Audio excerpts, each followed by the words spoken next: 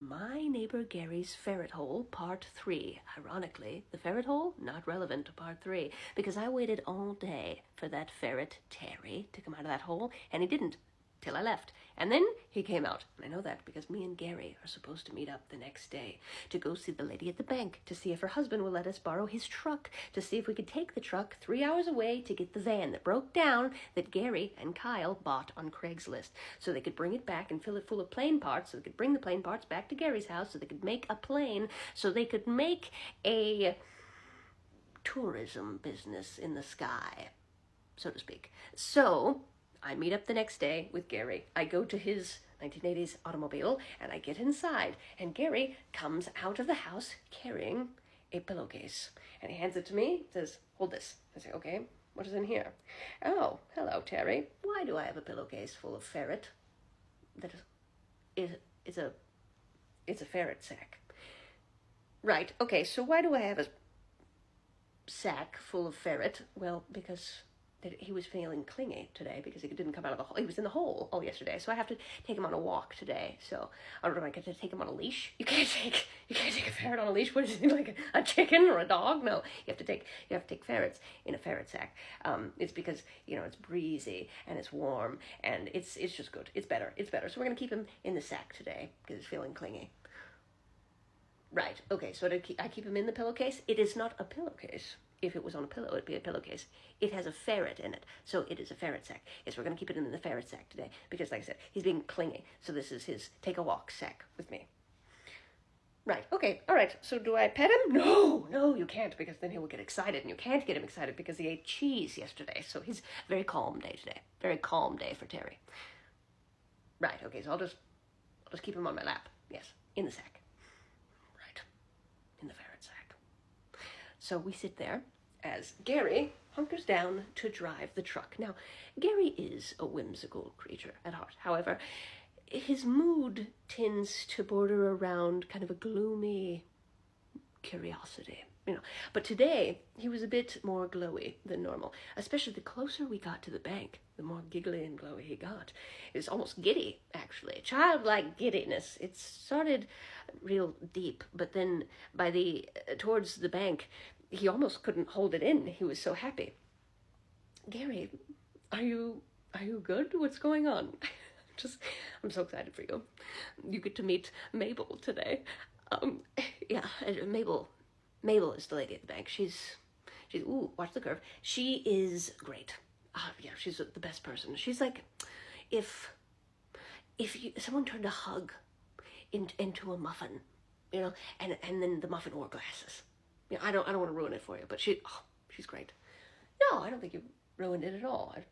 That was a description, but I don't think you over-described her, for sure. Right, yes. She's great. You'll see. And he parks the car. And then we get out of the vehicle. I guess I should call it a truck, but it's not one. Do I take Terry? Yes, you have to take Terry. That's what the sack is for. Bring Terry. Mabel loves Terry. He's allowed in the back. I've checked. It was a debacle before, but it's not anymore. Mabel's totally fine with Terry. She loves Terry. Okay, so do I take him out of the sack then? No, don't take him out of the sack. Mabel made it very clear. You can never take Terry out of the sack. You must keep him in the sack at all times. She does not want him in the bank unless he is in the ferret sack. Right, yes, okay, well, closed it is then. Let's go. So we go into the bank, and his light giddiness turned into full-on just, absolute happiness when he walks into that bank, and you see the cutest elderly woman on the other side of the bank teller cabinet.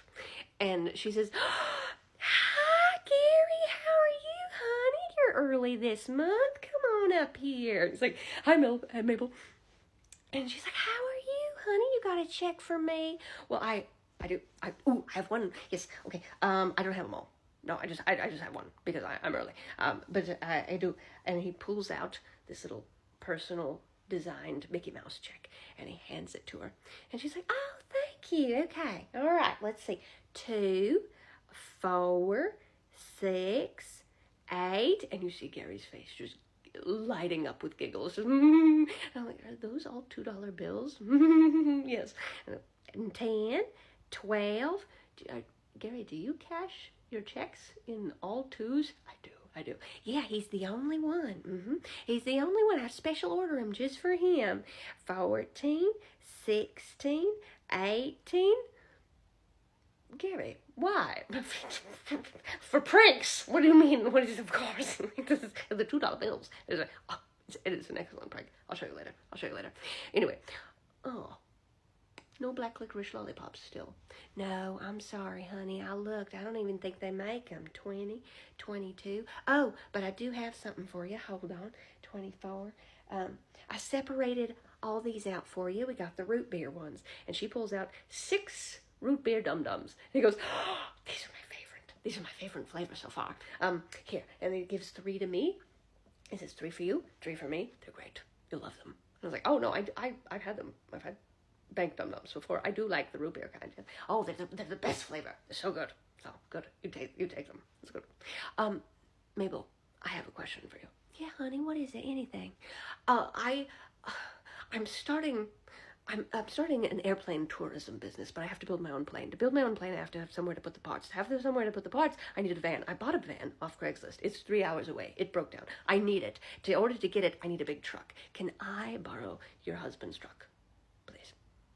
Yeah, of course, honey. Absolutely. Let me just give him a call. Now, I will have to have him go with you because the truck is very difficult to drive. But I'm sure it's not a problem. I don't think he's doing anything tomorrow. You know what? On my break, I'll give him a call, have him call you, okay? Okay. Thank you, Mabel. Of course, honey. Now, you come over for dinner sometime. Who's your friend? Oh, this is Tabitha. She's my neighbor. She's great. Well, you can bring her too sometime, okay? Okay. You doing good? I'm doing excellent. In fact, I'll see you next week when I have all my checks. Okay. Look forward to it. Bye, honey. Bye, Gary's friend. Bye, Mabel. Bye. And then we go back to the truck. I feel like it's important to mention, Mabel didn't acknowledge Terry once. Anyway, we get back in the truck. Mabel's nice. Mabel is great. She's the best person. She's the best person I know. She's probably the best person in the world. Like, if I had a mom, I have a mother, right? But if I had a mom, she would be like Mabel, I think. Oh, yeah. Now, how did you meet Mabel? Oh, she's just great. You know, I go to the bank a lot, and some people in town have a hard time making friends, and Mabel invited me over to her house one time to have dinner with her family, and she asked me what I wanted to eat, and I said spaghetti because I wanted her to make something easy. And now every time that I go over to her house for dinner, she makes me spaghetti, which is good because I actually love spaghetti. And when I go to her house, it's the only time I get to have it, which is special. Gary, do you not know how to make your own spaghetti? No, I know how to make it. But it's just when I make it, I have so many leftovers, and I like spaghetti. But yeah, I can't eat spaghetti 5 days in a row. Then it wouldn't be special anymore. So, but now that you live close by, and then Kyle, we could have our own spaghetti nights. Yeah, we could do that. That'd be easy. We could do that. Yeah, we could. And that'd be good. But I'd still probably would go have dinner with Mabel's family sometimes because that's really important to me.